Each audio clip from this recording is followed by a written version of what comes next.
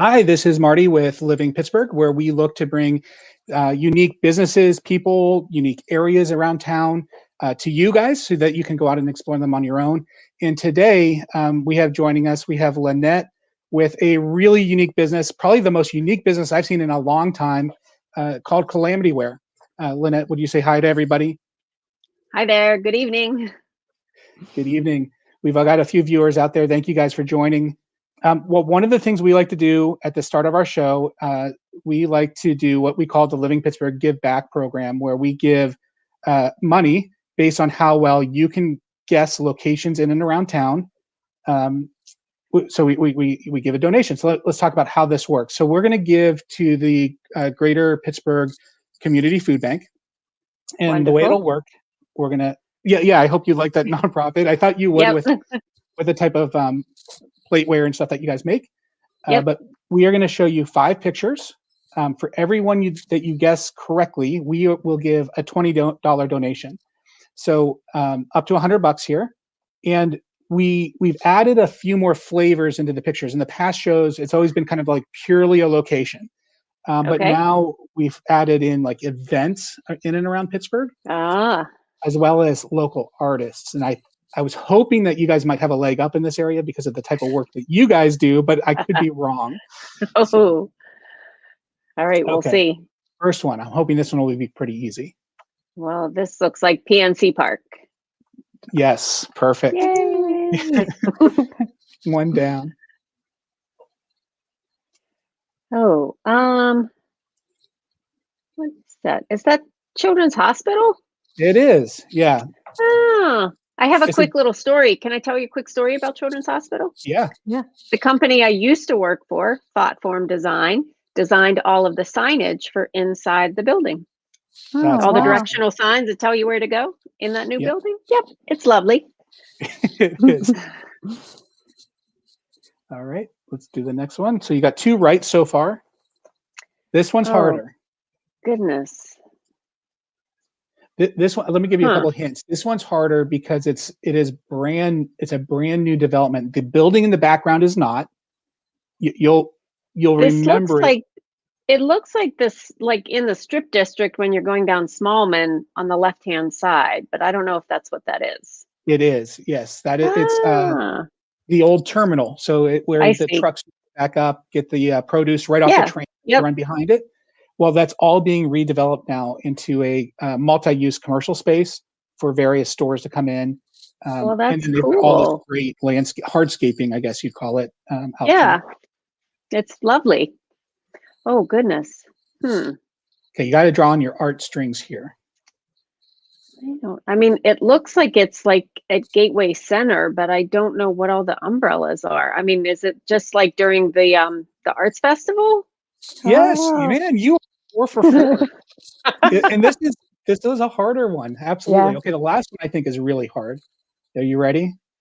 Okay. And by the way, for the people that are watching the show, the Pittsburgh Art Festival is quite frankly is one of the gems in town here. It's something that Michelle and I go to every year. Of course, not last year. We couldn't do that. Hey, Dion, thank you for joining. We couldn't do it last year because of COVID, but we actually have one of our favorite artists comes from Hungary. If you can, wait, is that right? Yep, you're right. Hungary. Yeah. Yep. I was thinking Budapest, which is in Hungary, but he comes here every year to show his work. He's won the grand prize at the festival many years. It's really, really cool. That's neat. Okay, last one. I think you might go 5 for 5. I don't know. Okay, this is more. You might know the location of this because it's a pretty prominent mural, or the artist. Well, I don't recognize that. I don't know where that is. Dang it. No problem. Very nice. So 4 I don't out get of 5. to Lawrenceville often. That's my problem. It is, yeah. This particular artist, and I was hoping you wouldn't recognize his name in the bottom center. It was actually on there. Oh no, I didn't see it. Yeah.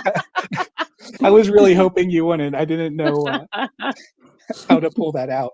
So, but yeah, Jeremy Reimer is just a phenomenal artist, muralist.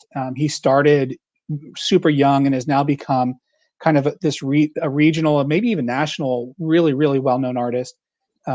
He has done, Michelle, what are some of the, I'm thinking Transformers, but that's not the right name. It's like Iron Man. Yeah, he did Roberto Clemente over on the North Shore. Oh, He did the nice. Sasquatch. Yeah, a bunch of the Marvel heroes. But yeah, he's had a lot out here in Freeport where we're at. He did the Yellow Jacket on one of the buildings in Freeport. It's pretty prominent out our way.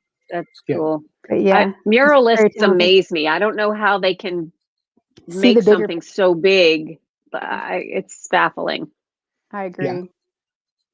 So let's talk a little bit about the business that you have, your husband and your partner, Dawn, Calamityware. I think I actually see some behind you on the mantle, possibly. Yep. So that'll be nice. Maybe we can look at that later.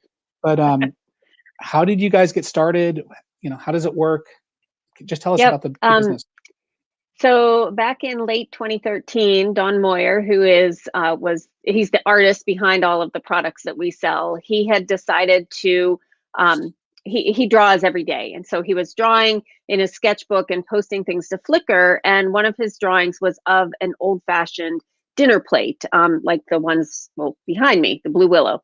And he drew a pterodactyl in it, and all his Flickr followers were like, "Oh, that's really cool. You should make an actual product." And so then he decided to try crowdfunding. So that's where, using a website like Kickstarter, you are able to list the details of your project, the thing you want to produce, and that's my cat. She's so cute. So put up pictures of the thing you want to produce, and get people to give you money up front to help you pay for a production run to make that product. And then if you meet your goal, then you get that money from those backers, and then you're able to produce the item and then give the reward to all of those people that supported you. And so that's how he got started. So he did one plate and he had fun doing it. So he started and did a second plate, and that was fun. And then he did a third plate. Well, in the middle of the third plate project, he realized that he started a business, and he didn't mean to, but he did. So at this point, by the third plate, he had so many backers, that project alone made over $100,000.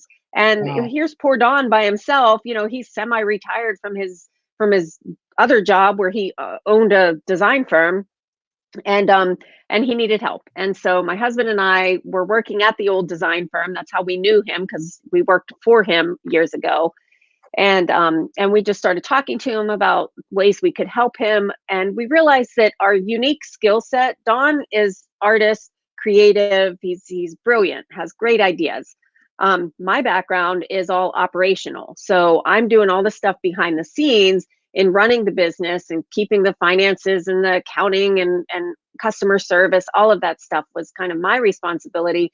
And my husband started doing, he was managing the website, he was processing the orders. And when I say processing, it means like clicking buttons, because we use outside sources to ship the products.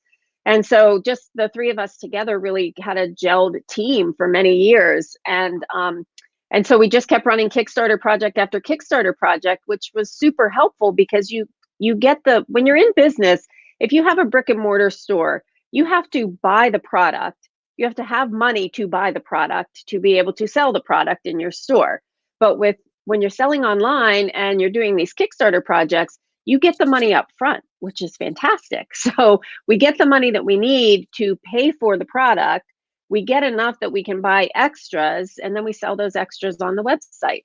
And so over the course of time, we've been able to build up a nice inventory of products. I couldn't even tell you how many products we have at this moment, but some of them are back here behind me. We've got a cookie jar, we've got 12 different dinner plates, we've got small plates, we've got shallow bowls, we've got deep bowls, we've got a teapot, we've got puzzles, bandanas, silk scarves, all kinds of really neat things. They're great gifts. They make great gifts for people, and it's just been a lot of fun. And over the course of time, we got to the end of 2020, and 2020 was really amazing, because this business just kind of boomed, which was not expected. In the middle of a pandemic, I kind of assumed that people would stop buying, but that's not what happened. More people were buying. And so by the end of 2020, we found ourselves needing to make some additional hires. We swore we were never going to hire employees, but you know, you reach a point where you just can't do it all yourself anymore. So we brought on 2 people, and they certainly don't feel like employees. They're just part of the team, and they're wonderful, and they're just geniuses at what they do, and we're very grateful that we've got the team that we do. So yeah, I think so that's sort of sorry to interrupt. I think the background's phenomenal when you think about where you started, which was somebody put something out, you know, into the internet, and that's part of what the show is all about. We keep talking to people about how powerful the internet is, and I don't think people understand it, because really it's only been around for about 20 years, maybe 25 years, right, in our lives on an everyday basis, back when you used to get the little AOL discs in the mail. But if you think about what you described here, you've built this massive, I don't want to say massive, but you've built a very large business, successful business off of Kickstarter. That's just amazing to me. Like, you put an idea out there in the ether, and then people gave you money for your idea, and then you were able to actually transition that back into product. And talking about product, I think that's the other unique thing you do. You manufacture, you find manufacturers from all over the world. Can you tell us a little bit about that? Sure. Yeah. So the bulk of what we sell is porcelain dinnerware and porcelain accessories. And so we have a supplier that we use that's in Maryland, but he works with factories that are in Poland and Thailand and China. And so the bulk of our stuff comes from the factory in Poland. They've been in business for over 100 years, making porcelain the old-fashioned way with transferware and everything. And so like they print the designs that we do. We send them digital files, and they print them onto transfers. And there's like a little transfer sheet, and that then they run it underwater. And that's what they do. They somehow get it off of the transfer sheet and onto the porcelain. Then it gets fired in the kiln at very high temperatures to produce an in-glaze finish on everything. And it's lovely, but it's a lot of hand process. So it's done the old-fashioned way, which is really cool. But anyway, so that's our porcelain. And go ahead. How did you find the porcelain guys? I mean, how do you go about that whole process? That's a good question. So back in 2014, we had an original porcelain supplier that was up in Newcastle that we were using. But then we reached a point that we needed to kind of expand beyond what they had the capacity to do. So my husband just started searching. I mean, again, the internet, you just look. And if you look in the right places, you can find, the right companies with good reviews. And so that's how we found our porcelain guy. And he's just been a blessing. He's, even though he's got his own business, I feel like we're one big team, producing our stuff, because we couldn't do what we do without his help and his intermediary, with the Polish factory and everything. So it's been great. But we also have, we're currently getting ready to start a new Kickstarter project on Monday for a throw blanket. Ooh. And so that product, again, we just kind of research online. We try to find companies that do what we do. We use Alibaba. Alibaba is a pretty good site for searching for suppliers worldwide. And but sometimes, like we sell puzzles, and we had a puzzle manufacturer that was in Buffalo, and then he retired. So we needed to find a new puzzle manufacturer. And we happened to find a puzzle. I don't even remember how we found it, but it was from a company in California. We ordered one of their puzzles to just see, do we like the way it feels, and do we think it's a good puzzle? And then we just found out who their supplier was and went to their supplier. So it just kind of, you try things out and find your way. But the internet has been very helpful. Oh, it's just amazing. Yeah. I want to, you talked about gifts earlier, and it took a while to find this particular video. Give me a minute to pull it up. Okay. But I just love unfortunately the sound won't carry through, but if you can talk to us a little bit about the person that's opening this. And I think for the audience, the pure joy on her face when she discovers what it is that she's looking at. And for the viewers online, if you haven't figured it out yet, these are the plates. These look like the plates that you have at your grandmother's house. Maybe you even have them in your own house. But until you get up close, Yeah, look. There's a pterodactyl. There's a I don't know what that is. It's a giant frog. Yeah, there's a frog. There's a Sasquatch. Sasquatch. And It's silly awesome. little. Yeah, and if you're not really paying attention, it just kind of looks like your grandmother's flatware, right? You know, the dinner tableware, until you get up close, and then it just really opens your mind. And actually, if I remember right, when I was reading about the bio of the company, that is how it started, right? He had a plate from his parents or grandparents, and Don sketched a dinosaur on it or something like that. Yep. Exactly right. Yep. So anything to make him laugh. That's the goal.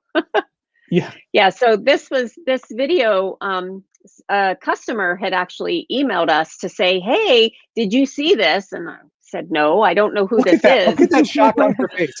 I know, isn't that cute? Anyway, so this woman has a YouTube channel. She lives in a castle in France, and she has a YouTube channel where she just talks about her life in the castle. But then she started receiving gifts from people all the time. And she wanted to start a new YouTube channel where she opens those gifts on air. And so that's what this was. A customer of ours, thought she would like these. So they sent her the mugs. And then some other random customer happened to notice it and sent me an email and said, "Did you see this?" And it was just so charming. It's really, really cute when she opens them and she's so surprised at what's on there. Yeah. Look at her assistants. Look at that. I mean, here she comes. She's doing the same thing I just did. Yeah, you just can't appreciate it unless you get up close. I love it. Yep. And I also happen to love this woman's YouTube channel. I love how she gets into, you know, what she's doing and how they're rehabbing this huge. I mean, to me, it looks like a castle. I think it's in France, so they probably call it a chateau. But it's great. We call it a castle. And then I did some more snooping and really digging, and some information that was shared with me. Tell me about this. I mean, this is so silly. So one of our Kickstarter projects was for this bowl. We call it the Omnivore Bowl. So it's just a deep cereal bowl. It's good for chili, popcorn, whatever. Well, all those things that you see going into it. Sprouts. And my husband being the silly guy that he is, and he's he's skilled in animation. It used to be what he did at our old job, and he likes to compose music, so he wrote a little ditty to go with this Kickstarter project, and it makes me laugh every time I watch it. So, and there's Dawn. That's Dawn drawing. I love it. And then pictures of the bowl with stuff in it. Yeah, I love it. Yeah, awesome. That video cracked me up. And if you hear the sound on it, is that your husband singing as well? Yes. Yeah. Oh my goodness. And at some point, my daughter and I join in at the end. You know, when you need the big group sing at the very end, we join in. So yeah, that's great. That's great. Hey, thank you for the comments online. I'm starting to see it.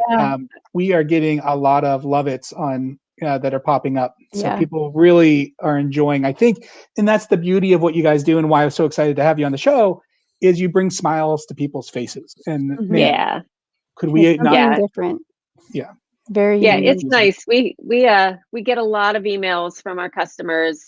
We have an email that we send out so many days after their package, should have arrived. And it just kind of says, "Hope you got it." And, just checking in, make sure you like what you got. And it's funny because when we created that email, I kind of didn't think that people would use it as a means to write back to us, but it prompts everybody to write back. We get so many emails every day with people writing back saying, "Oh, I love it. I'm so happy." Or "I gave it to my friend and they love it." And then they told their friend, and so on and so on. And so it's just been lovely. We get a lot of love and smiles, and it really puts a smile on my face, makes me happy that we're doing happy things for the world. Yep, absolutely. You are. Talk a little bit about Pittsburgh, because if I understand right, you and your family are from here. You're from the Pittsburgh region. You've been a long time residents, both North Hills and South Hills. For those of us that care, I know that's a big deal. Crossing over 2 rivers for us is a big, that's a big trip. It is. Yeah. So let's start with something easy. Do you guys have a favorite restaurant? that you guys go to? Well, so during the pandemic, it's been hard, but our favorite restaurant, even before the pandemic and now, are First Watch breakfast cafes. Like, we just love First Watch, and we go there. We used to go way more often than we go now. We probably go about once a month now, but for breakfast, and we love going to breakfast out. So that's my favorite place to go. It's like a treat to get to go, and that's fantastic. But also right down the street from us is a brewery, Spoonwood Brewery, and they're fantastic as well. So we get a lot of pizza from them, and my husband likes their beer, and so those are two of our favorite places. I love that. Michelle, I don't think we've been to either one of those. No. Is First Watch, is that a chain? What is that exactly? It is, yeah, it's a chain. And so I don't know if they're totally nationwide, but they're definitely in more than just Pennsylvania. And there are multiple locations in the Pittsburgh area. So there's one out in McCandless, there's one in Bridgeville, there's one out here near us in Baldwin. And yeah, there's a bunch. I bet there's probably at least 5 or 6 in the Pittsburgh area. Got it. So they close at 2 though, so you got to go early. Yeah. It is truly a breakfast place. Yes, well, breakfast and lunch, but yeah, it's my favorite. Great. Michelle, do you have any questions? So what's one of your favorite activities that you'd recommend for somebody coming to Pittsburgh, a newbie to Pittsburgh? What would you tell them to do? An iconic Pittsburgh thing. I think it would have to just be going to PNC Park. Like, I'm not a huge baseball fan, but even for me to go there and sit out in the stands, and especially on a fireworks night, oh my gosh, it's just like the breeze. Yes, the breeze is just blowing, and it's just beautiful, and the lights in the city are gorgeous. And yeah, a night game. I wouldn't go to a day game. It'd be too hot. A night game. I go at night. You just made me want to go downtown. I know. It's like, yeah, I miss those days. Yeah. Well, Lisa's been nice enough. We were able to open the windows, so. Yeah. Yep. And then a nice smell goes through the house when you can do that. I love that. That's right. Let's go back to Calamityware. Can you talk a little bit? So when I was on the website and I was looking through things, it looked like you had like silk scarves, you had bowls, you had plates. There was a puzzle. What else do you guys offer? Yeah, so we've got a lot of different things. We've got bandanas. We have note cards. Oh gosh, now my mind is drawing a blank. We have notepads. There's books. Yes, notepads. Yes, we have 2 little books. This one here. Let me grab this. This is a silly one. We call this one Monster Etiquette, and it's an illustrated guide to genteel behavior. Now, this book is not necessarily made for children. There are a few spreads in here that might not be quite appropriate. We've had customers write and complain that it's not quite child friendly. Like, it's not supposed to be. It's funny. So Don wrote some silly little things in here. I don't know if you can see that. Yeah. That's awesome. Encounters, relationship prospers out of the gate if you're thoughtful and considerate. Yeah, I mean, come on. That's very considerate. Got to make it rhyme. Yeah. So we have this little book. There's another book called Stay Home, which I don't have handy here. That is a guide for why you should not leave the planet. That's a funny one too. So that's quite cute. And we have some letterpress prints. Dawn did a series. We have a set that are called Follow Your Passion. And it is, it's about the debate between pie and cake. So are you a pie lover or are you a cake lover? Well, if you buy this print, you get a print that is, little monsters cheering for pie and little monsters cheering for cake. And then also thrown into the pack is one little guy holding his little flag for broccoli. For broccoli. I love it. So those are cute. Yeah. So it's nice because Don, since he draws all the time, we're every year we introduce a new letterpress print, and they're usually limited runs. So, we print like maybe 200 or 300 of them, sometimes a little more depending on the print. But yeah, so it's a nice gift like item, if you want to give something, if you know somebody that's a cake and pie enthusiast. Yeah. We know a few actually in our household. Yes, in our household. Actually, we have pie people for birthdays and we have cake people for birthdays. And the two shall not cross. Same is true in my house. I am the pie person. My husband is the cake person. I don't want the cake. Last thing for the audience before we call it a night is I think, people may be watching this saying, I think I recognize her, or what did she do? Tell me about this. Oh, this is funny. So several years ago, gosh, I can't even remember when, it might have been like 2013, 2014, around that time period. We, my husband and I, we both just love music and we love to sing and we love to, we play guitar, he plays bass, I play guitar. And so we were just itching for something to do. And so we decided to start a glee club for kids here in Whitehall. And so we put an ad in the, I don't know what, like the almanac or something like that. And somehow we ended up with this ragtag group of kids. They're all old now. They're like all in college, which is like, oh my gosh, how did this happen? But anyway, so we used to meet once a week and we would rehearse at the Whitehall Community Center, and then we would perform. That's my daughter singing when she was like, oh my gosh, so little. That's awesome. Anyway, it was a lot of fun. I mean, we would have like a little, a little recital at the end at the Father Ryan Arts Center in McKees Rocks.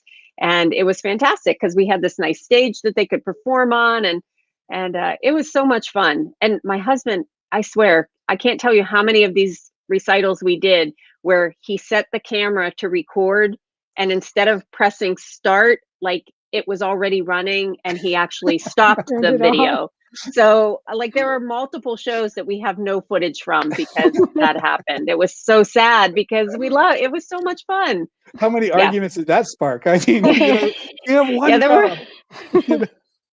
Just push the button. But that's great. So it was awesome full for of the Glee, community. and it was a lot of fun because we were big fans of the show Glee, and we loved School of Rock. So this was kind of our way of like meshing the two of those things together. Very cool. Love it. Yeah, I think, maybe as we kind of wind down this particular show, just talk about how people can get in touch with you folks, how you guys operate, where they can buy your wares. Sure. For the folks watching, I mean, Calamityware, if you need a gift, I don't know that there might be anything else better out there right now. I mean, this is going to put a smile on people's, this will put a smile on people's face. And it really was why I was so excited to have you guys on the show. So if you want to talk about it, how they can get in touch.